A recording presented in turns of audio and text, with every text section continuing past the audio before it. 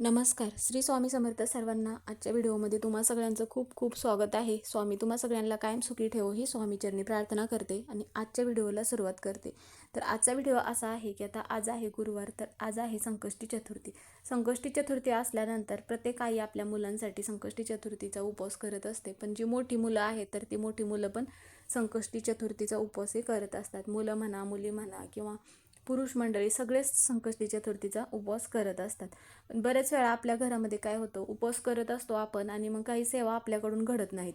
सेवा उपवास करण्याबरोबरच आपल्याला काही सेवा पण करणे गरजेचे असते. हे बऱ्याच वेळा आपल्याकडून त्या सेवा घडत नाहीत. त्यामुळे मग आपण उपवास करतो आणि सेवा न केल्यामुळे आपल्याला त्याचं फळ मिळत नाही. आता सगळ्यांसाठी आपण बरेच उपाय म्हणा, सेवा हे करणे गरजेचे असते. आता बरेच वेळा काय होतं की आपल्या घरामध्ये एखादी व्यक्ती अशी असते की ती खूप कष्ट करते, पण पाहिजे तसं त्या कष्टाला यश मिळत नाही, किंवा घरामध्ये लहान मुलं सतत आजारी पडतात किंवा लहान मुलांना सतत नजरबाधा होते. आपण म्हणत असतो की आपले मुलं बाहेर कुठे जात नाहीत, पण घरातच नजरबाधा कशी काय मुलांना होत असते. पण बऱ्याच वेळा असं होत असतं की आपली लहान मुलं असतील किंवा शाळेत जाणारी मुलं असतील, त्यावेळेस मग शाळेमध्ये ज्यावेळेस चांगल्या गोष्टी घडत असतील त्यावेळेस मग मुलं जर काही चांगल्या अभ्यासात चांगलं लक्ष लागत असेल किंवा अभ्यास मन लावून करत असतील, त्यावेळेस कोणत्याही आईवडिलांच्या तोंडून म्हणजेच की आपल्या मुलांना नजर लागावी या उद्देशाने आपण म्हणत नाही की हा माझा मुलगा खूप हुशार झाला, आता गुणी झाला, खूप अभ्यास करतोय, असं आपण कळत न कळत बोलून जातो. पण ह्या गोष्टी ज्या आहेत तर त्या मुलांवरती त्याचा परिणाम होत असतो. पण आपण म्हणा किंवा बऱ्याच वेळा आईची म्हणा किंवा वडिलांची नजर ही मुलांना लागत असते. मग त्यावेळेस आपल्याला समजत नसतं की आपले मुलं तर बाहेर जात नाहीत आणि मग नजरबाधा कशी काय होते. तर त्यावेळेस मग आपल्याला काय करायचं आहे, संकष्टी चतुर्थीचा उपवास करण्याबरोबरच संध्याकाळी कापुरासोबत काही वस्तू जाळायच्या आहेत, ज्यामुळे आपल्या घरातील जे दारिद्र्य आहे तर ते दारिद्र्य पण नष्ट होते. आपल्या घरातील काही इडापिडा असेल किंवा काही नजरबाधा असेल तर ती नजरबाधा पण दूर होत असते. म्हणून आपल्याला काही उपाय करणे गरजेचे आहे. तर कोणत्या वस्तू आपल्याला जाळायची आहेत त्याबद्दलचीच माहिती आपण आजच्या व्हिडिओमध्ये घेणार आहोत. व्हिडिओ शेवटपर्यंत बघा, म्हणजे ही माहिती तुम्हाला पूर्णपणे समजेल. व्हिडिओ आवडला तर व्हिडिओला लाईक करा, चॅनलवर नवीन असाल तर चॅनलला सबस्क्राईब करा. आता हा जो उपाय आहे तर आपण सर्वांसाठी हा उपाय करू शकतो. लहान मुलं असतील किंवा मोठे मुलं म्हणा, मुली म्हणा, किंवा आपल्या घरामध्ये जर दारिद्र्य येत असेल तर त्यावेळेस पण तुम्ही जे विशेष तिथी असतात, दिवस असतात, त्या दिवशी जर आपण कापूर जाळला तर कापूर हा माता लक्ष्मीला अत्यंत प्रिय असतो आणि घरातील नकारात्मकता शोषून घेण्याचं पण काम करते. त्यामुळे मग कापूर घरामध्ये जाळल्यामुळे आपल्या घरातील नकारात्मकता निघून जात असते. म्हणून मग आपल्याला हा जो उपाय आहे तर संध्याकाळीच करायचा आहे. आता तुम्हाला जर शक्य झालं तर तुम्ही प्रत्येक संकष्टी चतुर्थीला हा उपाय करू शकता, ज्यामुळे काय होईल की मुलांचे दोष म्हणा, मुलांना नजरबाधा असेल तर दूर होण्यासाठी मग हा उपाय जो आहे तर अत्यंत प्रभावी ठरत असतो. बरेच वेळा काय होतं की आपल्या घरामध्ये मुलांचे विवाह जुळून येण्यास अडथळे निर्माण होतात, किंवा नोकरी असेल तर त्यावेळेस नोकरीमध्ये पण प्रगती होत नसेल तर त्यावेळेस आपण हा उपाय केला तरीही चालेल. त्यासाठी मग आपल्याला काय करायचं आहे, संध्याकाळच्या वेळेस आपल्याला हा उपाय करायचा आहे. म्हणजेच की दिवा लागण्याच्या वेळेस ज्यावेळेस आपण 6 ते रात्री तुम्ही 9 पर्यंत हा उपाय करू शकता. आता एक दिवा आपल्याला लावायचा आहे, त्या अगोदर आपल्याला काय करायचं आहे, सकाळी तर आपण ज्यावेळेस देवपूजा करत असतो त्यावेळेस गणपती बाप्पांना ज्या वस्तू प्रिय आहेत त्या तर आपण सकाळी अर्पण करत असतो. पण बऱ्याच ठिकाणी काय केलं जातं, म्हणजे सगळीकडेच तसं चंद्राची पूजा म्हणजे चंद्र बघूनच मग उपवास सोडला जातो. त्याचबरोबर संध्याकाळी गणपती बाप्पाची स्थापना करून चौरंग किंवा पाट घेऊन त्यावरती स्थापना करून बाप्पांना ज्या वस्तू प्रिय आहेत, 21 दुर्वांची जुडी, लाल जास्वंदाचं फूल, गुळ खोबऱ्याचं नैवेद्य म्हणा किंवा मोदक हे अर्पण केले जाते आणि त्यानंतरच मग तुम्ही हा उपाय करू शकता.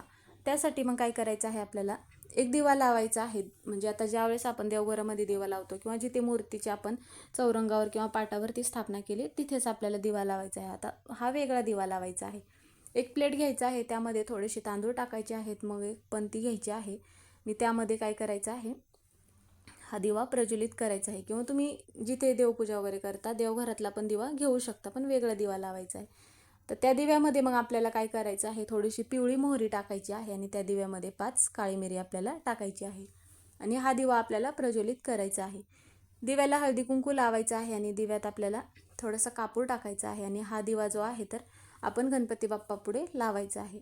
आणि हा जो कापूर आहे तर हा कापूर काय करायचं आहे, आपल्याला दिव्यामध्ये टाकल्यानंतर मग आपल्याला गणपती बाप्पांना प्रार्थना करायचं आहे. आपल्या घरातील ज्या पण काही समस्या आहेत, अडचणी आहेत तर त्या दूर होण्यासाठी प्रार्थना करायचं आहे.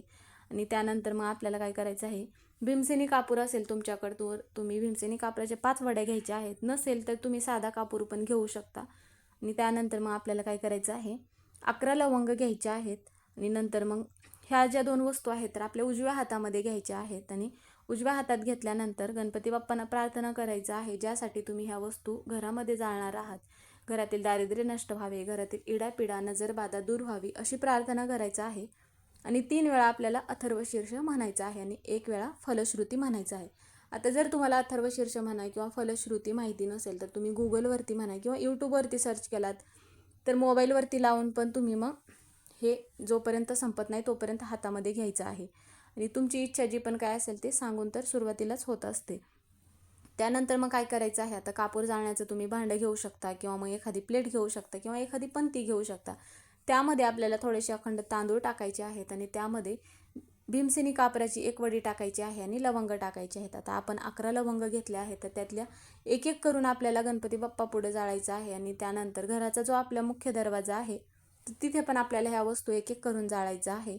त्यानंतर याचा जो धूर आहे तर सगळ्या घरामध्ये फिरवायचा आहे, जेणेकरून घरातील इडापिडा असेल, काही नकारात्मकता असेल, काही दोष असतील तर ते सगळे दूर निघून जातात. आणि घरामध्ये जर आपण कोणताही कापूर जाळला तर घरातील सगळे दोष दूर होतात आणि माता लक्ष्मी आपल्या घरामध्ये स्थिर राहते. कारण की कापूर जो आहे तर त्या कापूर जाळल्याचा सुगंध माता लक्ष्मीला अत्यंत प्रिय असतो. जिथे कापूर जाळला जातो त्या ठिकाणी मग माता लक्ष्मी स्थिर राहते असे म्हटले जाते. त्यामुळे मग तुम्ही संकष्टी चतुर्थीच्या दिवशी हा जो उपाय आहे संध्याकाळी कापूर जाळण्याचा तर तो आवर्जून करायचा आहे. त्यानंतर ते जे त्यामध्ये जर काही शिल्लक राहिला, आता सगळ्याच वस्तू म्हणजे लवंग म्हणा ह्या सगळ्या जळतीलच असे नाही, थोडंफार जरी त्यात तांदूळ वगैरे शिल्लक राहिला असेल तर दुसऱ्या दिवशी काय करायचं आहे ते आपल्याला तिथून उचलायचं आहे. तुम्ही निर्माल्यामध्ये टाकू शकता किंवा मग एखाद्या वाहत्या पाण्यामध्ये टाकू शकता. आणि पंती जी आहे तर ती स्वच्छ करून परतच्या वेळेस तुम्ही घरामध्ये वापरू शकता. तर असा उपाय केल्यामुळे आपल्या घरात जे पण काय दोष आहेत तर ते दोष पण दूर होतात, घरातील दारिद्र्य पण नष्ट होते आणि लहान मुलांना इडापिडा असेल तर ते पण दूर होत असते. त्याचप्रमाणे मग आपल्याला काय करायचं आहे, आता संध्याकाळच्या वेळेसच म्हणा किंवा तुम्हाला जर दिवसभर करणं हा उपाय शक्य झाला तर आवर्जून करायचा आहे. 6 लवंग घ्यायचे आहेत आणि 1 कापुराची वडी घ्यायची आहे. आणि जो कलावाचा धागा असतो लाल रंगाचा, जो जो आपण देवपूजेमध्ये वापरतो तर तो धागा आपल्याला घ्यायचा आहे. तर जवळपास जर गणपती बाप्पाचं मंदिर असेल तर तिथे आपल्याला या वस्तू घेऊन जायचं आहे आणि ह्या वस्तू आपल्याला गणपती बाप्पांना तिथे अर्पण करायचं आहे. त्यानंतर गणपती बाप्पांना प्रार्थना करायची आहे की तुमची कोणतीही इच्छा असेल तर ती इच्छा पूर्ण होण्यासाठी प्रार्थना करायचा आहे. आणि तो जो धागा आहे तर तुम्ही मुलांसाठी हा उपाय करणार असाल तर मुलांच्या हातामध्ये बांधायचा आहे किंवा मग तुम्ही मुलांच्या शाळेच्या बॅगमध्ये पण ठेवायला देऊ शकता किंवा पर्समध्ये पण ठेवायला देऊ शकता मुली असतील तर. किंवा मग तुम्ही जर स्वतःसाठी हा उपाय करत असाल तर स्वतःच्या हातामध्ये पण हा धागा बांधायचा आहे. आणि तिथे बसून आपल्याला अथर्वशीर्ष 3 वेळा म्हणायचं आहे आणि तुमची इच्छा सांगून आपल्याला घरी यायचं आहे. तर मग तुमच्या पण घरातील दारिद्र्य नष्ट व्हावे असे वाटत असेल, घरातील इडापिडा नजरबाधा दूर व्हावी असे प्रत्येकाला वाटत असेल तर मग आवर्जून तुम्ही संध्याकाळच्या वेळेस यापैकी हा एक उपाय करायचा आहे. तर मग आजचा व्हिडिओ हा इथेच संपला. व्हिडिओ कसा वाटला कमेंट करून नक्की सांगा. कमेंटमध्ये गणपती बाप्पा मोरया हे लिहायला विसरू नका. व्हिडिओ पूर्ण बघितल्याबद्दल धन्यवाद.